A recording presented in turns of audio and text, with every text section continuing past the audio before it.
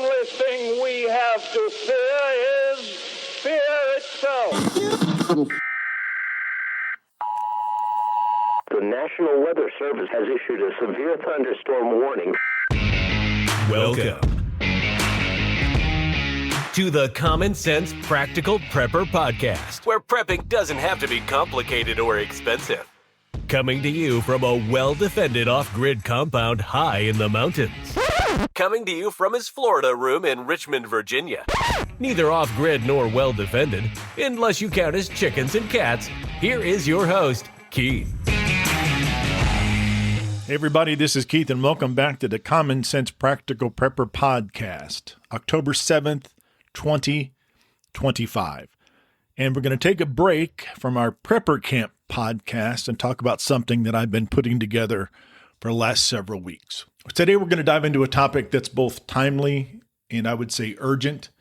It's the warnings of Sarah Adams, a former CIA targeting officer who's been sounding the alarm about potential terrorist attacks right here in the United States. Sarah's not just any voice. She's a battle-tested expert with a front row seat to some of the most pivotal moments in modern counterterrorism. So we're going to cover her incredible story, unpack the specific threats she's warned about, and tie this all into practical steps that you and I can take to be ready in the event something happens. So grab a notebook, a coffee, adult beverage of your choice, because this might be a long one. So let's start with Sarah Adams herself. Her credentials are the real deal. Known in CIA circles with the call sign Superbad, Sarah has spent over a decade as a targeting officer and intelligence analyst, hunting down some of the world's most dangerous terrorists. So we're talking Al-Qaeda, other jihadist networks that span across Europe, Middle East, North Africa, and South Asia. So she has tracked them all. Her job, basically, the CIA, was to identify high-value targets, analyze their networks, and provide actionable intelligence to keep America safe. She has briefed everybody from White House officials, congressional leaders, military leaders, and while she was at the CIA, she earned multiple awards for her contributions to national security. So basically, she has the kind of resume that when people like her talk, we should probably lend an ear and listen to what they have to say. So one of her most defining moments came in 2012 during the Benghazi attack. This devastating assault on U.S. consulate and CIA annex in Libya that killed 4 Americans, including Ambassador Chris Stevens. It was the deadliest attack on a U.S. diplomatic mission in history. She was there on the ground, gathering intel through all the chaos. Later, from 2015 to 2017, she served as a senior advisor to the U.S. Select Committee on Benghazi, diving deep into what went wrong and how to prevent something like this happening in the future. Her work helped shape the committee's proposed report, focusing on accountability and protecting U.S. personnel abroad. And I'll refrain from commenting on that last sentence. Moving on. So today, Sarah is no longer with the CIA, but she is very much still in the fight against terrorism. She still advises the DoD, Department of Defense, about security solutions and security threats. She works with nonprofits like Freedom Alliance to support veterans. She's co-authored a groundbreaking book, Benghazi, Know Thy Enemy. I have a copy of that. And she wrote that with fellow CIA alum Dave Boone Benton. Boone was in Benghazi. The book was published in 2022. It's a raw, open-source investigation into the Al-Qaeda networks behind the Benghazi attack. They name over 150 terrorists and expose intelligence failures that left the case unsolved for years. It is an absolute must-read for anybody who is serious about understanding modern terrorism. Sarah is on X. I guess her login or her handle is at TPA Sarah, Tom Paul Adams Sarah, Sarah. She has about 350,000 followers. She's very unfiltered, and she talks a lot about global threats. She's got a very sharp wit, kind of funny at times. She describes herself as 10% humanitarian, 90% warlord.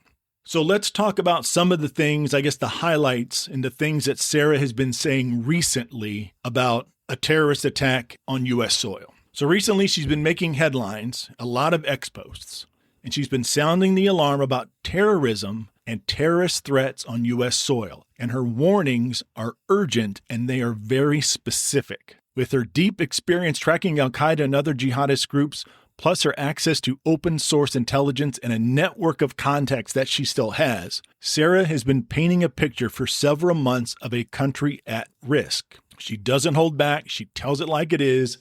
So let's break down her 4 major concerns that she's been highlighting as of today. So first up is what she calls the invisible bomb plot.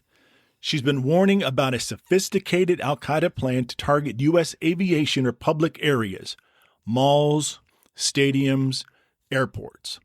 In a series of posts on X from late September, she has revealed that al-Qaeda has been developing what she calls an invisible bomb. It's a device that is designed to evade current security measures, especially those at airports. So she's got a very frustrated response from the FBI, which is basically no response at all. And she doesn't hold back. She lets them have it.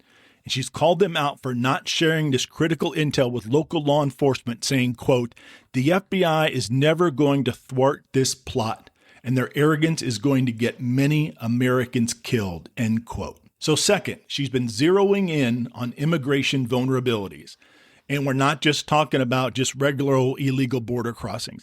That's part of it. But the bigger drum that she's been beating is she's worried that terrorists are exploiting legal immigration pathways, fraudulent visas, or lax vetting processes. She's pointed to a specific case of the al-Shabaab operatives, a Somali-based jihadist group that actually slipped into the U.S. legally, and she has warned that these operatives are already here, blending in. The Department of Homeland Security is not acting fast enough, according to Sarah. In her post, she's been tagging DHS and FBI leadership constantly, demanding immediate deportations of these known risks. Her point is clear: the system's broken and it's leaving us exposed. Now, if you follow Sarah on X, or you've seen her on the Sean Ryan show. She's been on the Sean Ryan show several times. She actually gives names. She gives names. She gives places.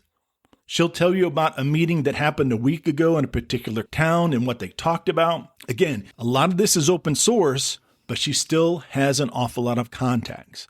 So she definitely knows what she's talking about. So she draws a direct line to Benghazi, where she saw firsthand red tape and poor coordination left Americans vulnerable. In her view, we are repeating the same mistakes of Benghazi. The stakes are much higher with groups like al-Qaeda and ISIS rebuilding their networks. So obviously you can hear her frustration on her X posts, her podcast appearance.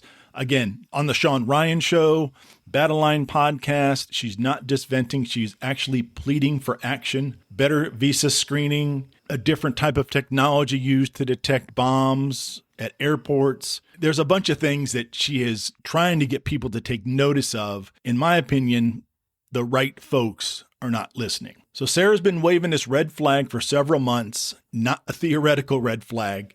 She has the receipts. She has the information to back up everything she says. So what does this mean for you and I? How do we take these warnings and turn them into something practical?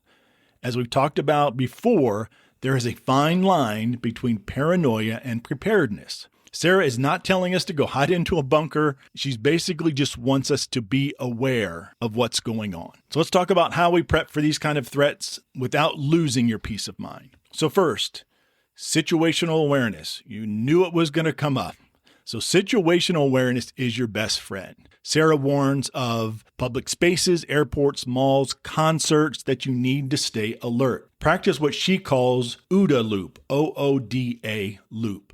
Observe, orient, decide, and act. When you're out and about, scan your surroundings, look for exits, note anything suspicious, and trust your gut.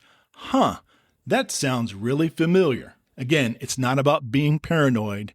It's about being prepared and being present. For example, if you're at a crowded event, know where the nearest exits are and have a mental plan to get there fast if something kicks off. Number 2, build a basic emergency kit. Sarah concerns about a potential attack, whether it's a bomb or a coordinated assault, remind us that disruption can happen at any time. Get your go bag, water, non-perishable food, flashlight, first aid kit, multi-tool. Copies of important documents. We've talked about this before. If you're in a city, add an N95 mask to your bag. Store it in your car, near your front door. It's not just for terror attacks, natural disasters, all sorts of things. And one of the websites, ready.gov, or FEMA as well, but ready.gov is a really good website. It gives you a checklist, and it's a solid starting point. All right, third, stay informed without drowning in noise. So follow credible voices like Sarah on X, TPA Sarah, or check out her book, Benghazi, Know Thy Enemy, for context on how terror networks operate. Don't get sucked into the doomsday headlines. Cross-check your news with primary sources. I've said it before. Get your information from multiple sources. Think raw government alerts or raw data like FBI crime reports. Sarah's point about the FBI not sharing intel with local cops mean you might need to lean on your local resources too. Follow your city's police department or your county's police department on X, emergency alert systems. Many counties and cities have those. Get the app for that particular jurisdiction. And last, connect with your community. Sarah's warnings about domestic radicalization highlights how threats can come from within. Get to know your neighbors, join a community watch, take a Stop the Bleed class, basic first aid. If something happens, you having a network of people you can trust makes all the difference. It's really good to know that someone might have your back. So Sarah's been hammering DHS and FBI to act despite known risks, fix visa vetting, and share intel. Write your local representative, ask them what they're doing about homeland security, or even share Sarah's post if you follow her on X. So Sarah's not here to scare us. She is here to wake us up and to make us aware of what's going on. Her experience in the CIA, who worked with Benghazi, relentless focus on today's threats, it all points to one truth, that we cannot afford to be complacent. We also cannot afford to live in fear. Prepping is about empowerment. It's about knowing you've got a plan, you're paying attention, and you are ready to act if you need to. All right, so what's our next steps? Maybe it's building a go bag this weekend. Maybe go follow Sarah on X. Or maybe it's just having a simple conversation with your family about what to do in an emergency. Whatever the emergency is. It could be an earthquake. It could be a storm. It could be somebody breaking into the home. It could be a fire. Sit down and have those conversations. Whatever it is, just take one step. Do one thing after you listen to the podcast. This weekend, I'm going to make time to go over my get home bag. I've got a few things that I purchased for Prime Days the next 3 days with Amazon. So I've got several things on order and I have a few things here. I'm going to go over my get home bag and swap out a few things. So folks, if you found this deep dive into Sarah Adams' warnings helpful, please share my podcast with a friend. Give me a like, drop a review. It really helps the algorithm and it helps the podcast get out there a little bit more. Folks, if you need to reach me, practicalpreppodcast@gmail.com, on the Twitters, Common Sense Practical Prepper, or prep_podcast. Again, folks, thanks for stopping by, and I promise we'll get back to my review and all the cool things I did at Prepper Camp real soon. And as always, be careful out there, take care of one another, and until next time. Thanks for listening to the Common Sense Practical Prepper Podcast. Be sure to subscribe so you don't miss an episode. While you're at it, help spread the word by leaving a rating and review.